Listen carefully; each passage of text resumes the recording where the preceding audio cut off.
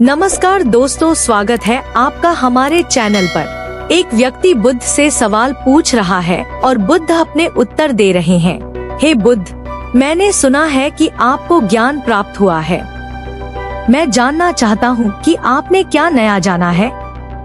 मैंने वेद पुराणों का अध्ययन किया है। मैं सभी शास्त्रों का ज्ञानी हूँ। कृपया बताइए कि आपको क्या प्राप्त हुआ है। मुझे कुछ भी प्राप्त नहीं हुआ है, बल्कि मेरे पास जो था वह भी चला गया। आपसे क्या चला गया? लोभ, मोह, माया, लालच, ईर्ष्या, क्रोध, कामना, इच्छा, वासना, यह सब मुझे छोड़ चुके हैं। फिर आपने क्या पाया? कुछ भी नहीं।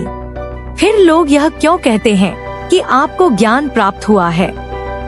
क्या आपने ज्ञान प्राप्त नहीं किया? मुस्कुराते हुए मैंने ज्ञान प्राप्त नहीं किया। ज्ञान तो सर्वत्र है, कण कण में व्याप्त है। मैंने तो केवल अपना अज्ञान खो दिया है। अज्ञान न होने पर तो सिर्फ ज्ञान ही बचता है। जब ज्ञान और अज्ञान दोनों ही ना बचे तब क्या बचेगा?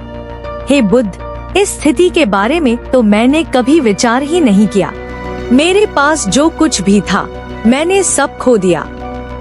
सब छूट जाने के बाद मुझे पता चला कि जिन चीजों से प्रेम कर रहा था, जिन चीजों को मैं पाना चाहता था, वह सत्य ही नहीं थी। फिर वह सत्य क्या था जिसे आपने प्राप्त किया? मैंने सब कुछ खो दिया। तब मुझे ज्ञान दिखाई पड़ा। लेकिन हम सब कुछ पाना चाहते हैं।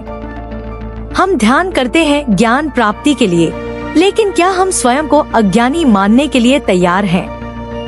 क्योंकि जो ज्ञानी है उसे ज्ञान प्राप्त करने की क्या जरूरत है? हम अपने आप को ज्ञानी मानते हैं और ज्ञान भी प्राप्त करना चाहते हैं। भला यह कैसे संभव है? ज्ञान तो उसे ही हासिल हो सकता है जो अज्ञानी हो। पहले तो हम यही नहीं समझ पाते कि ज्ञान क्या है और अज्ञान क्या है। ध्यान से समझने का प्रयास करोगे तो पाओगे कि जिसे हम ज्ञान समझ रहे हैं वह अज्ञान ही है। हमारा ज्ञान ही हमारा अज्ञान है। हमारा ज्ञान कहता है कि हम श्वास लेते हैं और जीवित रहते हैं। हमारा ज्ञान कहता है कि हम श्वास लेते हैं और जीवित रहते हैं। लेकिन अगर ध्यान से देखोगे और विचार करोगे तो पता चलेगा कि हम कभी श्वास नहीं लेते। श्वास स्वतः ही चलती है। हमारा जो ज्ञान है वह परिस्थिति, समय और स्थान के बदलने पर बदल जाता है। इतिहास में बहुत बड़े बड़े राजा और सम्राट हुए, लेकिन आज वे राजा और सम्राट नहीं हैं। उनकी जगह हम हैं। हम भी वही गलतियां दोहराते हैं जो पहले ही हो चुकी हैं। इसीलिए मैं कहता हूँ कि हम अज्ञानी हैं। जिससे हम अपना ज्ञान समझ रहे हैं वही ज्ञान हमें सत्यता से दूर रखता है। आपने जिस सत्य की बात की वह क्या है? वह सत्य ब्रह्मांडी है। वह हर जगह, हर समय, हर स्थिति में एक जैसा होता है।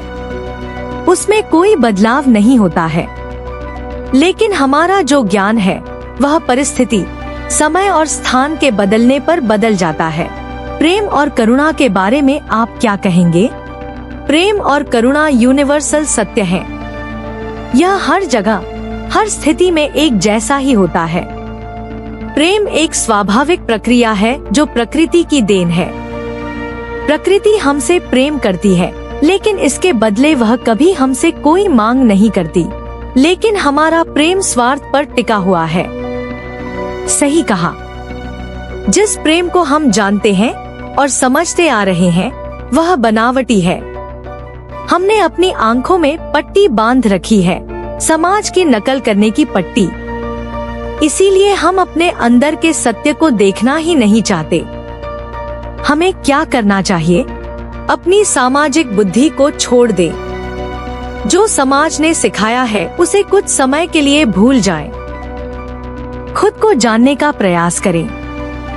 आपके सबसे करीब आप खुद ही हैं। आपसे ज्यादा आपके करीब और कोई हो ही नहीं सकता। देखें कि आप क्या जानते हैं। क्या सच में आप अपने बारे में कुछ जानते भी हैं? बुद्ध कहते हैं कि सत्य हमारे नजदीक ही है, बस हमें उसे देखना है। अगर आपको यह कहानी पसंद आए हो तो हमारे चैनल को लाइक करें, सब्सक्राइब करें। धन्यवाद। Thanks for watching. Please subscribe to my channel and press the bell icon for more updates.